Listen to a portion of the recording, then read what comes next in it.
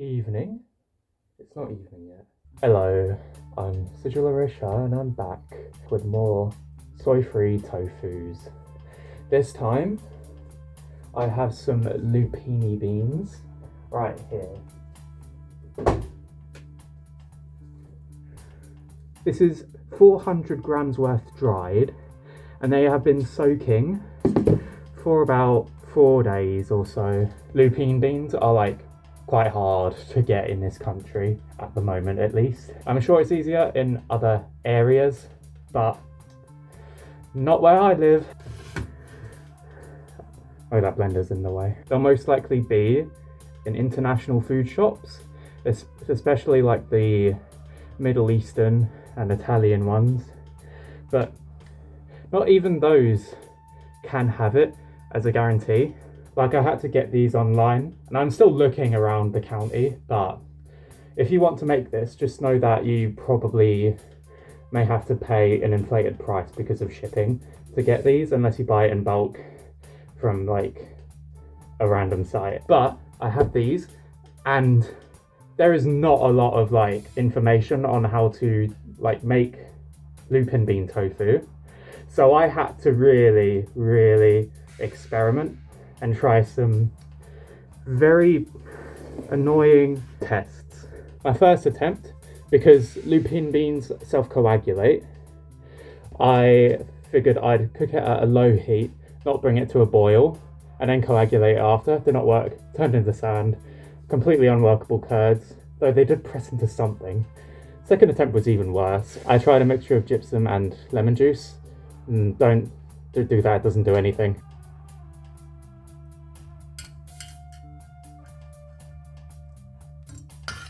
In fact, I think it might make it worse, like maybe acid, like it's really sensitive to the proteins. Third attempt, I got something really interesting because I managed to make like this sort of like silken tofu custard lupin thing.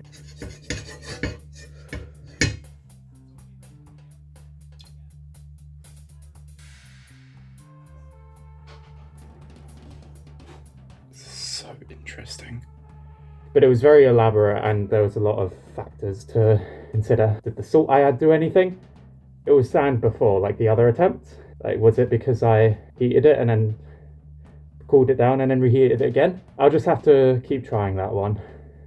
But I got like a sort of lupin custard, it was alright. And then my fourth attempt, I sort of thought, since lupin congluten proteins are so delicate, could it be because of the way that I've been stirring it all this time? Like, really, is it just because, like, they need to be left alone to form the curds?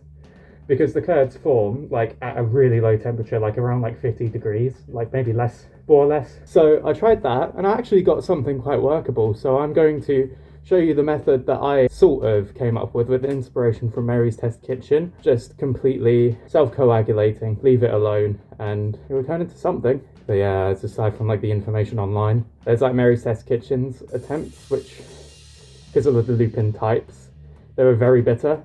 You have to deal with the bitterness like way before you start the tofu making process.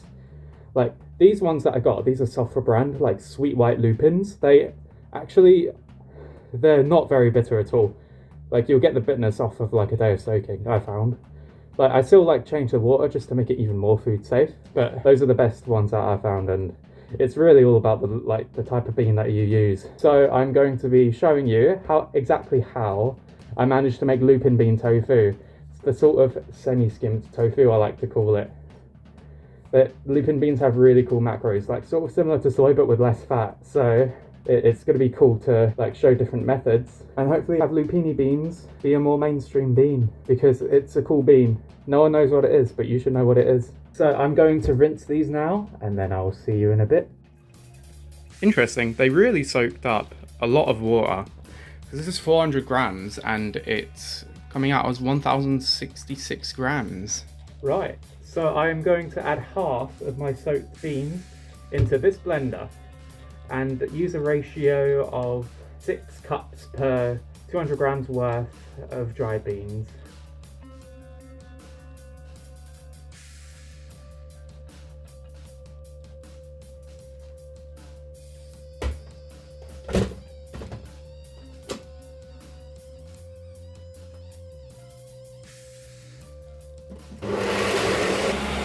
Right, so using hooves is quite difficult to strain nut milk or bean milk, so I'm going to cut this and then I'll see you soon. Oh. Straining any nut milk or bean milk from a nut milk bag is hard work. If you do not strain your forearms enough, don't bother getting a rice bucket. Just make tofu. So here's what the milk looks like. Decently creamy. So I got the okara really fine.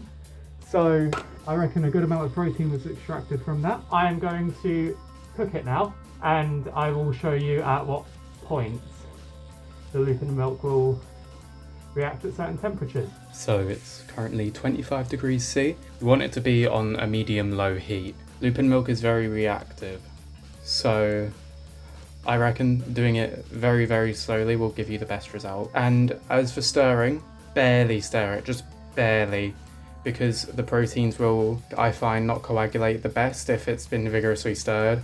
So you only want to stir it to make sure that in the pre-coagulation phase it doesn't stick to the bottom like this. Literally just lightly scrape the bottom of your pot. And do that until you see curds forming. Should happen at around 50°C. It is quite hard to see, but the first curds are starting to form. Do not vigorously stir these back in, because it will make the bonds really difficult for when you want to actually make tofu with it. So this will happen at around 49 degrees to 51 degrees Celsius. So potentially in the future, this could be something that we learn from. Like maybe there could be like an emulsifier to make like smooth lupin milk. But for now, I just want to make tofu. You can like stir it around really, really slowly just to make sure that it's not burning at the bottom in the first stage of it. But you really do not want to break up these curds as much as possible. Yeah, the really interesting thing about lupin protein is that it kind of looks like eggs. It looks like scrambled eggs. Guess it's just the colour really. Yeah, look at that. Those very gentle, soft curds are starting to form there. And they won't taste horrible when they're cooked, because we got rid of the alkaloids in the pre-soaking process and also chose very good quality, or just the right species of lupin beans. So it's perfect for this. I actually, when I was experimenting with making lupin tofu, I tried using lupin flour because just so it would have been like an easier thing to try. Do not do that. Lupin flour is kind of arse. Like with lupin flour, like you don't really know how the bittering process was. So like the Saladitos one that I had, even though it's made from sweet lupins, it says on the ingredients, it tastes so bitter. Like I could not like cook out the bitterness from the curds that formed from the lupin flour. And like, because it's so fine, it will just be a mush if you were to soak it for a few days. But with these, they're just the perfect kind of lupin bean. You can just like soak it for like as long as normal beans, but just a little bit longer, like, and change the water like once or twice for safety, or however you feel comfortable with. I can't exactly confirm it because the research is just so limited. Just act on it specifically what type of lupin beans that you have. Just make sure you deal with the debittering process before you start this, because you'll ruin everything. You won't get a good tasting tofu, unfortunately. A lot more curds forming, making sure not to break it as much as I can. So approaching 84 degrees Celsius. Right, this is what we like to see. It's all plumped up, so I am going to lower the heat a little bit or keep it on that, just to ensure that it's not burning at the bottom, and then cook it for 5 minutes. So after boiling above 100 degrees C for about 5 minutes, you get these lovely fluffy curds, and I'm going to let this cool down to 80 degrees C and then press it as it's ready. Yeah, look at that. Nothing burnt at the bottom as well. Absolutely delectable. Teehee. Yeah, it literally looks like overdone scrambled eggs. I'm gonna have a quick taste test. Yeah, it doesn't have much of a flavour. It doesn't taste bitter, which is really good. Now that is a decent yield.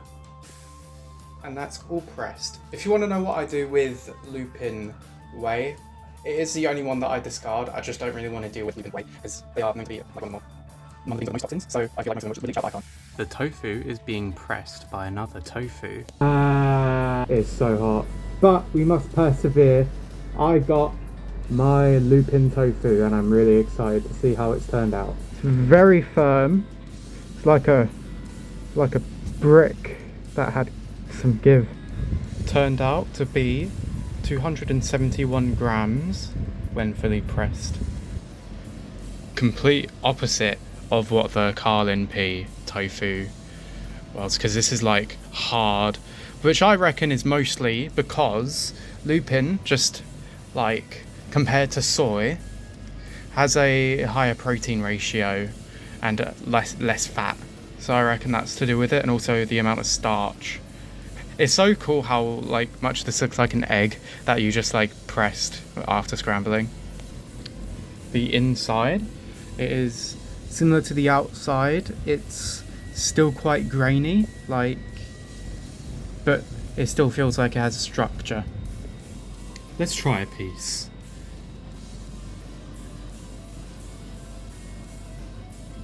It's alright actually. Yeah, it doesn't have much flavour, just like when the curds were just starting to form. Yeah, and it's like only very slightly gritty. Like it's actually like decently creamy. This test is vital. Still a bit crumbly, but it fell apart by about a third. And that's how lupin tofu turned out. It is not completely inedible. Definitely cook it, I recommend, to get a better texture. I'll show you some meals. But yeah, thanks for watching this documentation. Lupin tofu is possible. It's just different and very crumbly. Bye.